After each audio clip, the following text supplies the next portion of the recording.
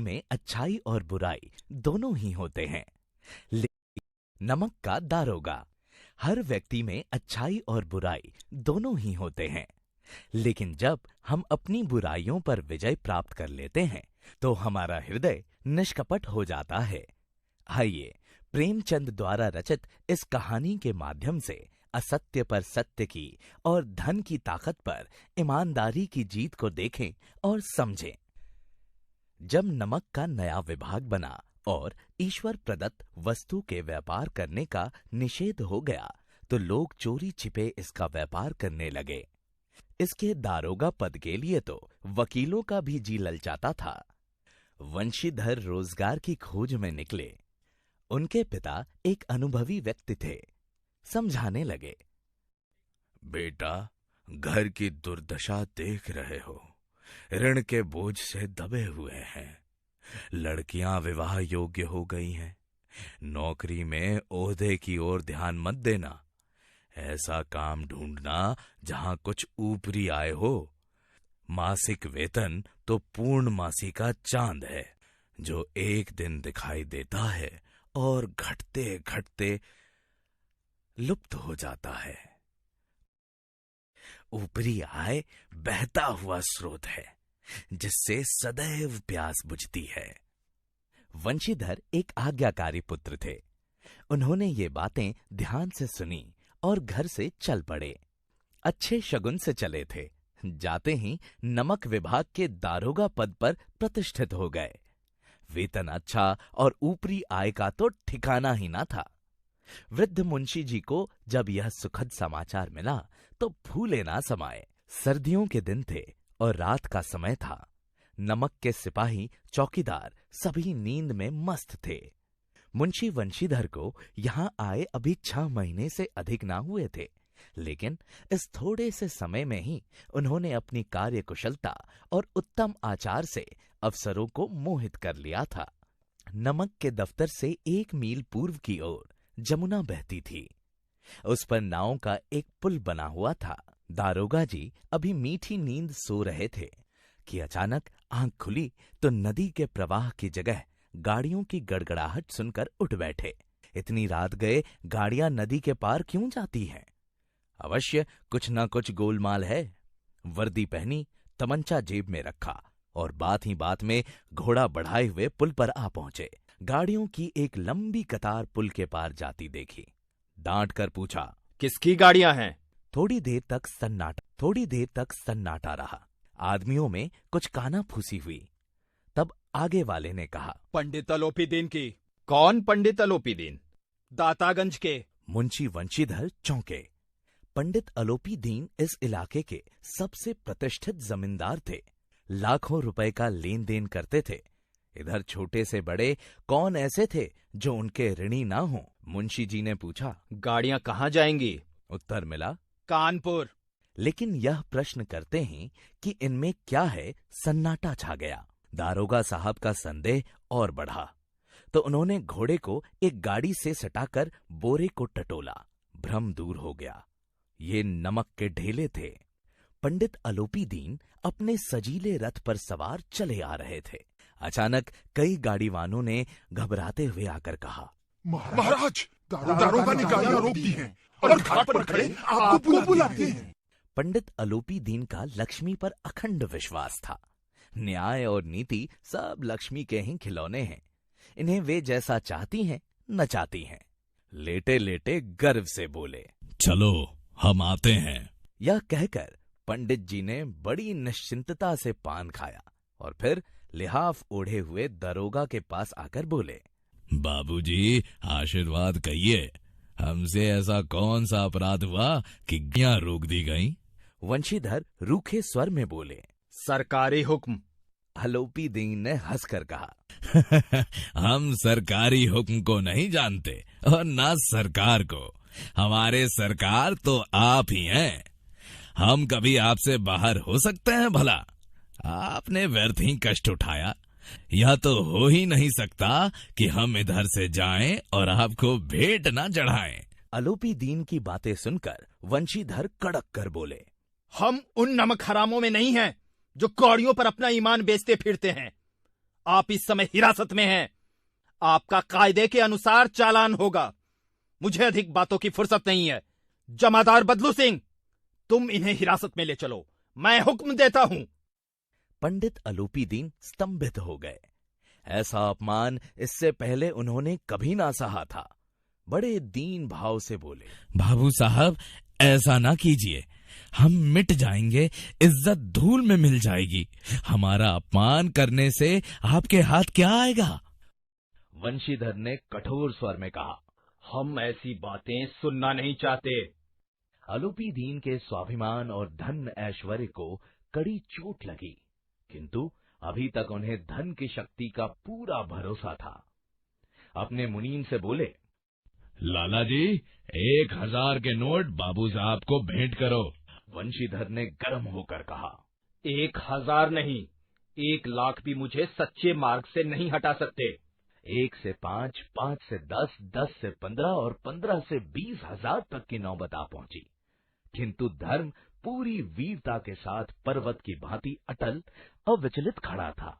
आलोपी दीन निराश होकर बोले, अब इससे अधिक मेरा साहस नहीं, आगे आपको अधिकार है। वंशीधर ने अपने जमादार को ललकारा।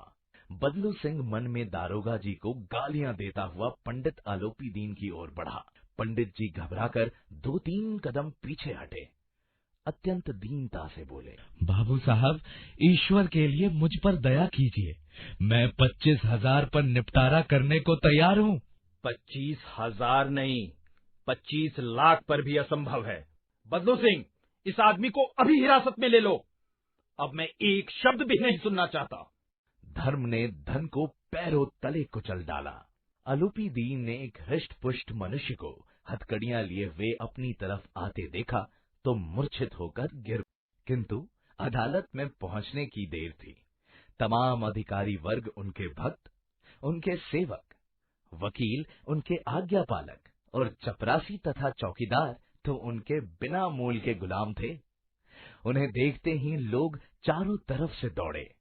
सभी लोग विस्मित हो रहे थे, इसलिए नहीं कि आलोपी दीन ने क्यों यह कर्म किया, बल्कि इसलिए कि वे कानून के पंजे में कैसे आए।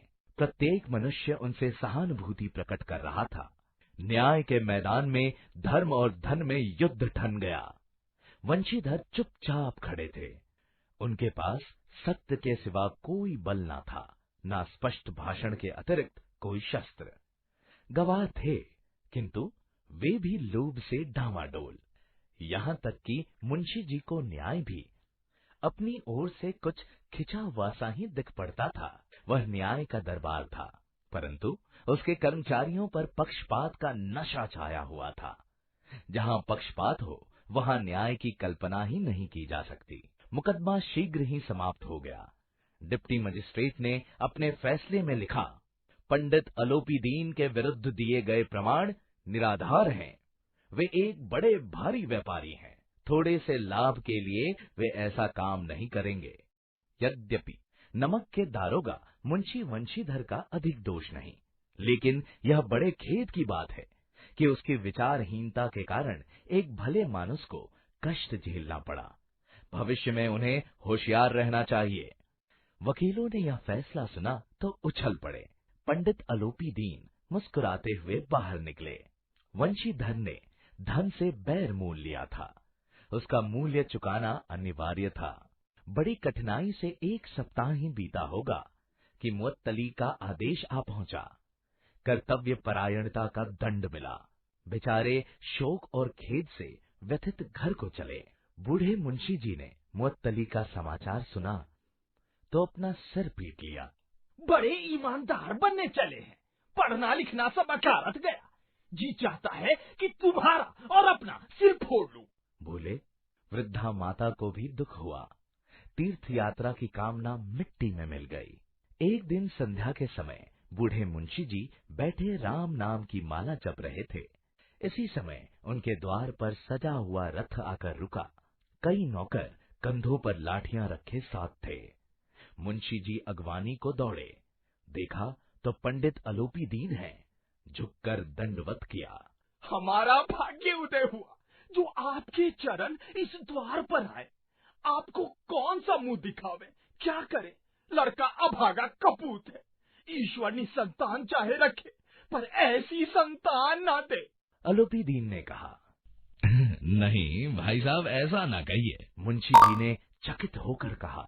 ऐसी संतान को और क्या कहूँ? पंडित अलोपी दीन ने वंशीधर से कहा। दारोगा जी, इसे खुशामद ना समझिए। उस रात को आपने अपने अधिकार बल से मुझे अपनी हिरासत में लिया था, किंतु आज मैं स्वेच्छा से आपकी हिरासत में आया हूँ। मैंने हजारों रईस अमीर देखे, हजारों उच्च पदाधिकारियों से काम पड़ा, किंतु मुझे परास्त किया तो आपने। मैंने सबको अपना और अपने धन का गुलाम बनाकर छोड़ दिया। मुझे आज्ञा दीजिए कि आपसे कुछ विनय कर सकूं। पंडित जी की बातें सुनी तो वंशीधर के मन का मैल धुल गया। पंडित जी की ओर उड़ती हुई दृष्टि से देखा तो सद्भाव झलक रहा था। शर्माते हुए बोले, ये आपकी उदारता है जो ऐसा कहते हैं। मुझसे जो कुछ हुआ उसे क्षमा कीजिए। मैं धर्म की बेड़ी में जकड़ा हुआ था। आपकी जो आज्ञा होगी वो मेरे सिर माथे। विनीत भाव से कहा। नदी तट पर आपने मेरी प्रार्थना नहीं स्वीकार की थी, किंतु आज स्वीकार करनी पड़ेगी। वंशीधर बोले, मैं किस योग्य हूँ, किंतु जो कुछ सेवा मुझसे हो सकती है उसमें त्रुटि न। अलोपी दीन ने एक स्टाम्प लगा हुआ पत्र निकाला और उसे वंशीधर के सामने रख कर बोले, इस पद को स्वीकार कीजिए और अपने हस्ताक्षर कर दीजिए। जब तक यह सवाल पूरा ना कीजिएगा, द्वार से ना हटूंगा। मुंशी वंशीधर ने उस कागज को पढ़ा तो आंखों में आंसू भर आए। पंडित अलोपी दीन ने उनको अपनी सारी जायदाद का स्थायी मैनेजर नियुक्त किया था।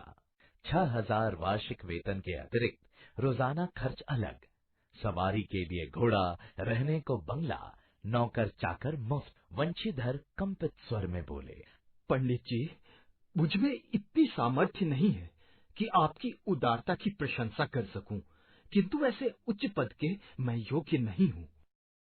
अलोपी दीन हंसकर बोले, मुझे इस समय एक अयोग्य व्यक्ति की ही जरूरत है। अलोपी दीन ने कलम निकाली और उसे वंशीधर के हाथ में देकर बोले, ना मुझे विद्वता की चाह है, ना अनुभव की, ना कार्य कुशलता की। इन गुणों का परिचय खूब पा चुका हूँ। अब सौभाग्य ने मुझे वह मोती दे दिया है जिसके सामने योग्यता और विद्वता की चमक फीकी पड़ जाती है। यह कलम लीजिए और हस्ताक्षर कर दीजिए। मेरी ईश्वर से यही प्रार्थना है कि आपको सदैव वही नदी के किनारे वाले उद्दंड, कठोर परंतु धर्मनिष्ठ दारोगा बनाए रखें। वंशीधर की आंखें धबधबा आईं। हृदय के संकुचित पात्र में इतना एहसास ना समा सका। कांपते हुए हाथ से मैनेजरी के कागज पर हस्ताक्षर कर दिए। अलोपी दीन ने प्रफुल्लित होकर उन्हें गले से लगा ली।